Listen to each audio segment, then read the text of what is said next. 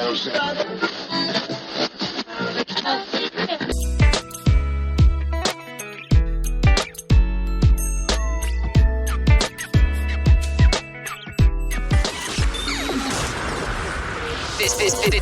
show is brought to you by Safety FM.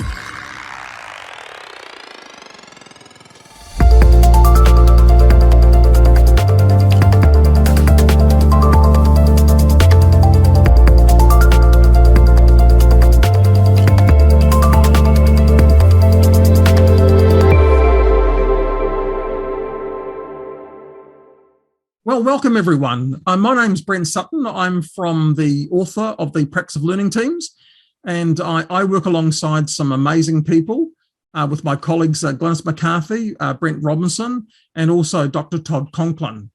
And I've been working in learning teams for probably about 8 years now. And about 2 years ago, we published the book, The Practice of Learning Teams, which was really designed as a guide to help people on their journey as they move from the world of Safety 1 to Safety 2. And more recently, I published a white paper with my co-authors, Dr. Todd Conklin and Jeffrey Lith, about everyday learning. And I'm really pleased to be here today and to support MediRisk and the wider healthcare community in understanding how learning teams in healthcare can benefit us all and take us on that journey of learning and improving. And I've been asked 5 questions today. So the first question is, why are learning teams suitable for everyday learning? Well, first of all, learning from everyday work is a key strategy for continuous improvement. Our systems, the things that we rely on, they need to be able to learn from the change that happen every day. So being able to understand what happens in our work every day allows us that capacity for the system to listen and to work out if the system can support us to be successful every day. But learning doesn't happen in a vacuum. And for people learning, particularly in that safety environment within a healthcare setting, that learning happens from between understanding the formal system, the things that are there to support us. Some of you, that might be the rules and the process and the policies, the informal systems, and those things that people have basically always done, or the things that they do to be effective and efficient in the work they do every day. And then combined with that is that daily variability of work, because no one work day is ever going to be the same. And particularly what I see in a healthcare setting is that people are dealing with what we call dynamic risks. And when I say the word dynamic risk, what I mean by that is that workers face the same hazards every single day. Those hazards are well known and the controls are well known.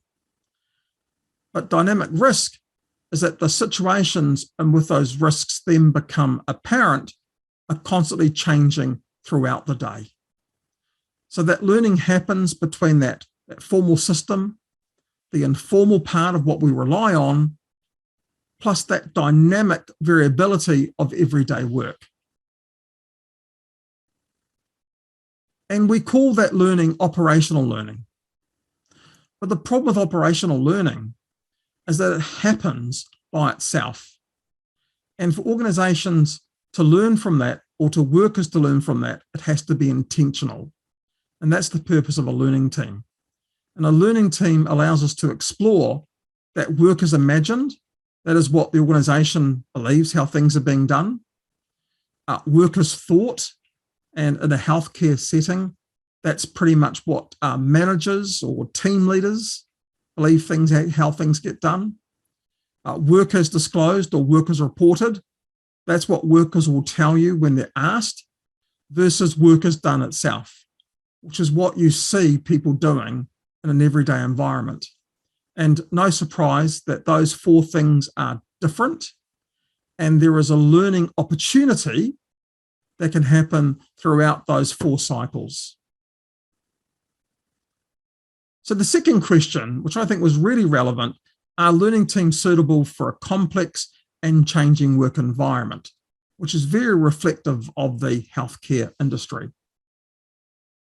what I'd like to share with you is that a learning team, getting people together, that learning team allows us to see the story of complexity through the eyes of the people that face the risk every single day. I come from a risk management background, and what I find quite fascinating is that one of the main purposes of risk management is to reduce the uncertainty of risk by introducing controls, defenses, or barriers. But whatever we do, there's always some residual risk. And at some point, the organization basically says that it can do no more. And that residual risk is then left up to the workers to determine and to decide every day how that residual risk will be dealt with. What I find fascinating is that it's only workers that face the consequences or the severity of that residual risk. And secondly, whatever the organization couldn't manage, then magically it believes that workers can create their own way of solving it. And sadly, when it goes wrong, we use techniques or interventions where people end up feeling blamed. Versus a learning team, it allows us to focus on why things go right, to try and manage or reduce why things go wrong. So that whole notion of focusing about why we are successful in work, remembering that if you look at your own organization, people are far more successful than unsuccessful. By understanding success, that allows us to learn from failure. The other component, and it's very much important that what Dr. Eric Honagel talks about, is that everyday work provides the best basis for learning, whilst excellence provides the worst. What Eric is basically saying is that to really understand those things that happen, you have to look for everyday work, because you'll see those things in a much higher frequency in terms of how often that's happening. And also you'll see the similarity between the systems as well. And those are things that we call weak signals. Sadly, when an event happens, those weak signals become strong signals. And because that signal becomes strong, it becomes obvious. And that's where hindsight kicks in. Because once something becomes obvious to us, we then put in place a process of rebuilding the event rather than asking what was the decision making of that person in the system they're having to operate in at the time. But it's important for us to achieve these things that we have some core principles. And there are 5 core principles of learning team. And the first one, principle 1, is understanding that work is imagined, what the organization believes, and work is done, how workers have to work within the system every day, gives us context to risk. It's those stories, it's that narrative. And it is normal for there a gap to be between work is imagined and work is done. Principle 2 is that groups outperform individuals in problem identification and solving. What does that mean? In a learning team, we want to have lots of different people involved, because it's that diversity of the functions that people have, and also that diversity of thought, which is every person sees risk differently, that allows us to expand on that. There's also research that tells us that teams of 3 to 8 people are optimal for solving complex problems. Is there an ideal size for a learning team? Look, I think that varies, because that comes down to the capability of the facilitator. What we say to people is that when you start your journey, look for that sort of magic number of 4 to 8. When you start going past that number of people, you typically encounter more personal agendas kick into it. So if you're not an experienced facilitator, keep that number slightly smaller, that 4 to 8 number. As you become more experienced, you can widen it out in that way, or have a co-facilitator with you at the same time. Principle 3, workers have the best knowledge and understanding of the problem. We need to respect the fact that workers are the experts in their work. Those workers are having to deal with the risk that the organisation can't manage for them. We need to respect that of them. And we need to hear from them about that and about their journeys. So principle 3, we need to treat workers as the expert, and they are the key to understanding the problem. Principle 4, and this is a classic one, the more effort we put into understanding the problem, the better the solution outcome. So often today, we are fixated on fixing things. And it reminds me of Albert Einstein. He was once asked a question: if you were to solve a major world problem in under an hour, how would you do it? And his response was 55 minutes understanding it, 5 minutes to solve it. And what we find in a learning team, by really exploring and understanding the nature of the problem and clarifying the problem, it actually leads to the solution by itself. Versus, in many cases, we're simply moving, we see the problem as a notional part of an investigation, and then we move to corrective actions or fixes in that way. And principle 5 is that group problem identification, solving, and reflection drives learning and improvement. So in learning teams, we have this thing called soak time. So when you're dealing with something that is quite complex, it's important that you provide time between the first learning team and the second learning team for people to reflect and to think about what they have heard, what they have discovered, or what's been curious for them. That soak time allows people to get a deeper understanding, but more importantly, recall further information when we move into that second part of the learning team, because that second part is around clarification. The next question I was asked, can I give some examples of using a learning team? And I think that's really important. And I'd like to start that by giving you guys an example of a learning team we ran within a private hospital that provided services including bariatric surgeries. And the organisation was quite concerned about the risks involved in lifting patients. And in particular, they had made some major investments in plant and equipment that reduced the risk of manual handling claims. Yet those claims are still occurring. Prior to running that learning team, because we're running it across the organisation, prior to running that learning team, we basically said that we wanted to go out and gather some business intelligence. We wanted to get a real pulse of what was happening out there before we engaged with a whole group of people to get deeper understanding. So we conducted a survey, and I'll share with you the results of that survey.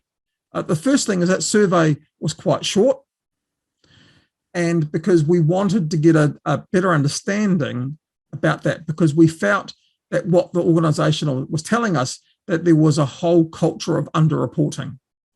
So, no surprisingly, those results shared told us that 77% of workers have been exposed to that risk of patient handling and manual handling in the last 3 months, that over 40% of the workers are exposed to that risk every single day, and 81% of them believed it was a serious risk, and over 20% of people had been hurt in the last 12 months. No surprising that that information did not correlate with what the organisation knew. But more importantly, is that 79% of workers felt more could be done. What that told us was that there was a great opportunity for a learning team to occur. So we conducted those learnings, and I want to share with you what was found from that conducting of those learning teams. But when we ran those learning teams, we're really keen to separate what the organisation learnt from that process and also what workers learnt. So let's start off by finding out, what did the organisation learn? Well, no surprise, they discovered through the learning teams process and their participation that the rules that were created could not work in every single situation. So, for example, they found out that some of the rooms in some of the hospitals, that what was in the room size was never designed for. So the rooms that were built 30, 40 years ago weren't designed to handle the bed sizes for bariatric patients. And that didn't allow any space for this lifting equipment to be brought into the room. In other situations, the room itself wasn't able to support the weight of the additional lifting equipment. The second thing they learned was that the adaptive nature of people and the problem solving of people was both a strength and a weakness. They considered a weakness when someone reported something, but what was interesting is they never understood why it was a strength, because in actual fact, people were more successful than unsuccessful. And the fourth thing they learnt was that the elimination of the risk was not achievable. Therefore, their focus was on designing out the hazards in the future. That is, that when they went about refurbishing or building, that they took into account these factors, but also their focus was then about how to reduce the frequency of need of having to do this manual patient handling. So their shift was shifting away from banning having to do a manual handling to actually providing people with a better method and mechanism of understanding the risks of that, because ultimately they were the decision maker. But of course, what the workers learned was very different to what the organisation learned. And what workers shared with us through this process is that what they learned was that the need to share the stories about how, when, and why the rules didn't work. More importantly, that meant that a reporting system wasn't an effective tool for doing that. What workers also learnt is that just accepting or normalising that risk doesn't lead to any form of learning or improvement. And I think that was a key factor to underreporting, because they felt that even if they had shared it with the organisation itself, the organisation would never have made them part of the solution. The organisation would never have provided them feedback. Therefore, they felt that why would they bother to report it when in actual fact they're having to solve the problem by themselves. The third thing they learnt is that learning from why things go right supported both their mental health and well-being.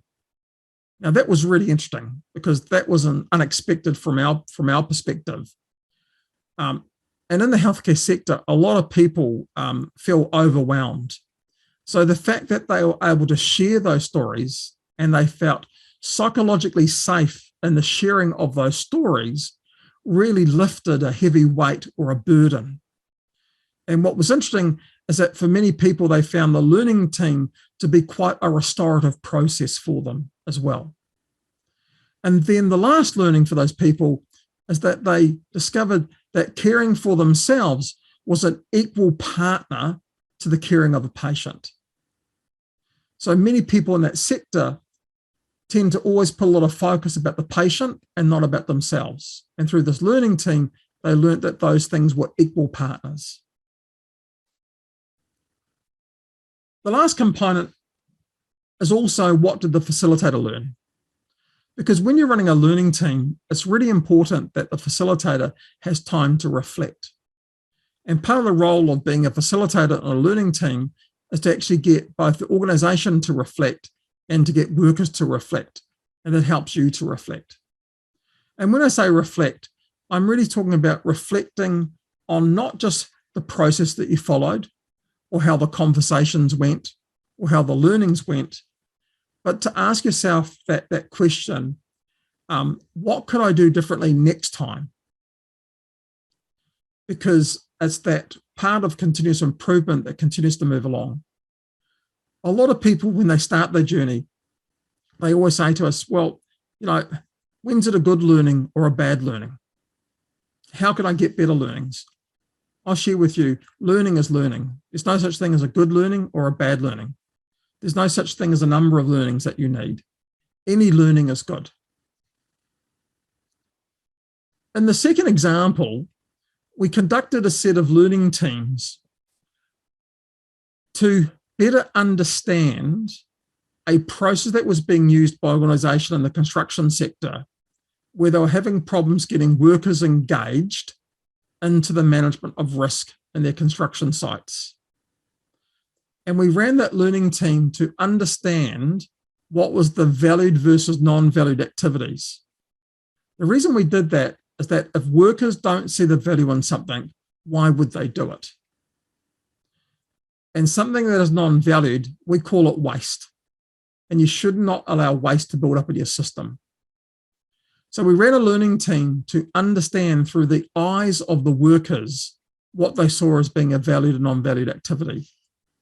In this case, it was a construction organisation. They were undertaking some publicly funded work. They had up to 11 contractors on site, nearly 1,200 workers at the peak of the contract, and the contract ran for 3 years.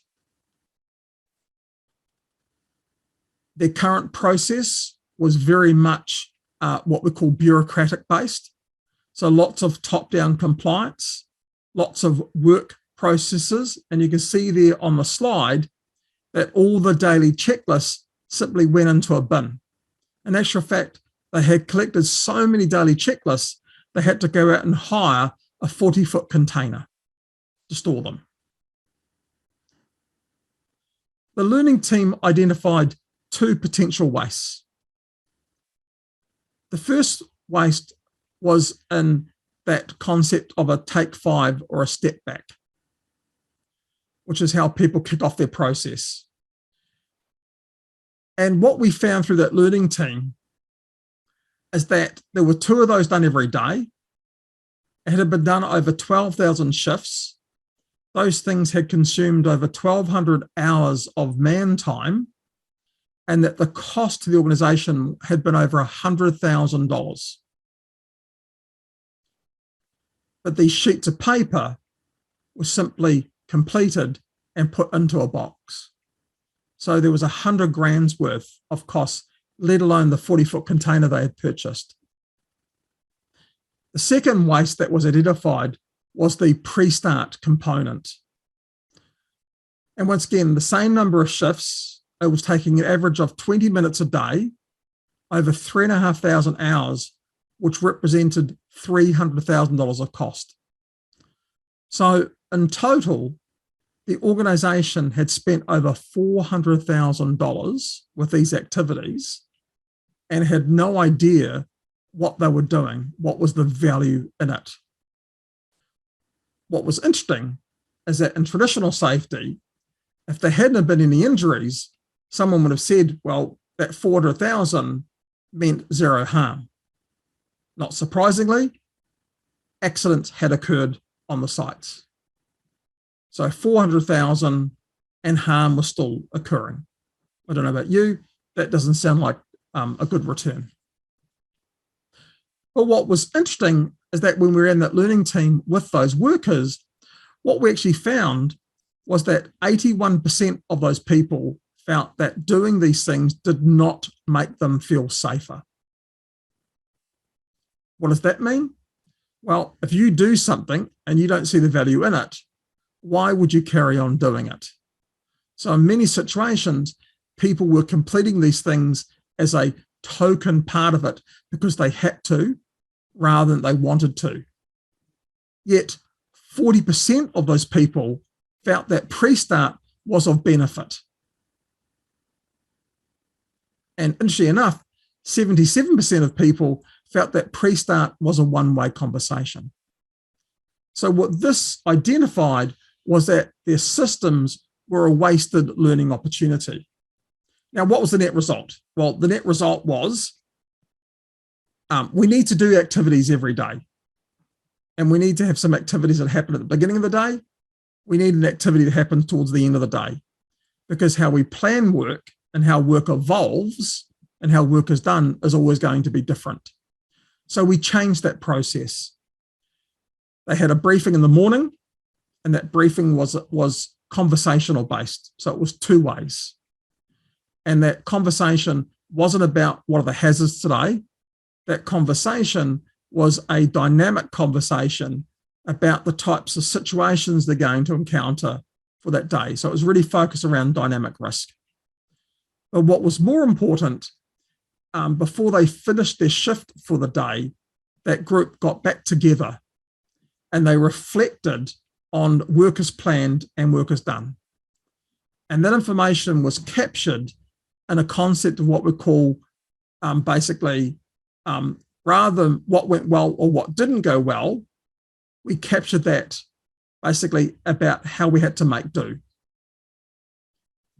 And the bits that we captured and how we had to make do, that fed into the next day. What was interesting is that when the organisation then looked at the improvements it made to that system was now taking half the time of the old system, but generated much better outcomes for the workers whilst meeting the compliance need of the organisation. The saving was $200,000. So I was asked the question, what would be 3 key values of learning teams? Everyone's got to be slightly different, but I just want to share with you 3 that I think can really relate to that sort of healthcare environment. The first one is that learning happens across both at a worker level, a work team level, and an organizational level. And when we think of learning, we think of it in very much in a single dimension. So what's really interesting here is what workers learn at an individual level, what the work team learn, how they work together, and what the organization learn is always going to be different. And that's an important part of it. And we talk about, rather than describing something as a learning culture, what we talk about learning teams is about creating a cultural practice of learning, so that learning becomes a way of how we do things around here. But it recognizes that learning at that work team and organization level, that workers can actually self-improve. And the system should improve by listening to what's being learnt at the work team and at the worker level. The second learning, which was really interesting, is that learning itself doesn't always need to lead to a system improvement. And I always have this interesting analogy. If you went and did an accident investigation and you spent a day doing the investigation and you came up with no corrective actions, how would the organisation feel about that? Well, in many cases, they'd say, so you spent a whole day and you've got no one single fix. With a learning team, what we learn and what needs to be improved at a system level don't always have to go hand in hand.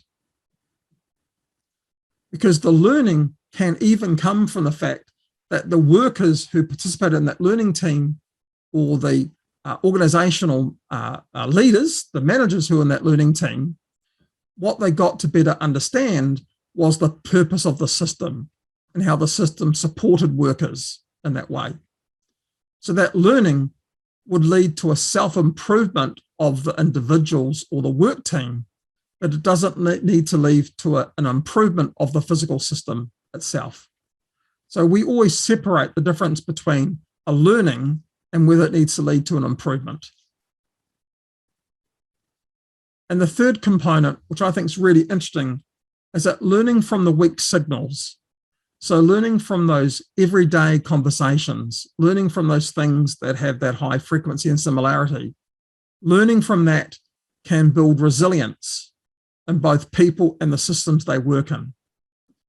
And what we're seeing more and more and more is that not only do systems need to be resilient, and that is to have that capacity to cope, but as humans, we need to be able to reflect share, and that restorative nature of a learning team helps to build that resilience in ourselves as individuals as well. So two key takeaways to start your journey. This is really important because for many of us, starting learning teams feels quite scary. And the reason why it feels scary is that we're moving into what we call uncertainty. So one of the, I think, key values of a learning team is its organic nature of storytelling. But the problem with that as a facilitator, how do you start those conversations? Because for many of us, when we do things like accident investigations, we're simply following a process. Well, with a learning team, whilst we have a framework and we have a series of phases for a learning team, it's not a physical process. So it's that organic nature that can be quite scary. And what I suggest to people is have yourself a little bit of structure. And as you become more confident in how people share their stories, then that organic nature will grow. So the two takeaways are this. The first one is be curious more often. An example of that is ask people to share with you in a story when something didn't make sense to them, when something was harder than expected, when something was different from what it normally would be, or when something didn't feel right. Because what we're doing there is we're asking people to recall something. And we call that the 4 Ds. Dumb, difficult, different, and dangerous. So if you want a little bit of structure, then use the 4 Ds as an example to help give you that structure, but use the conversation organically. And I can tell you now, everyone can share with you a story when something didn't make sense, when something was difficult, when something was different, and when something was dangerous. And the second takeout for you as well is don't try and fix things.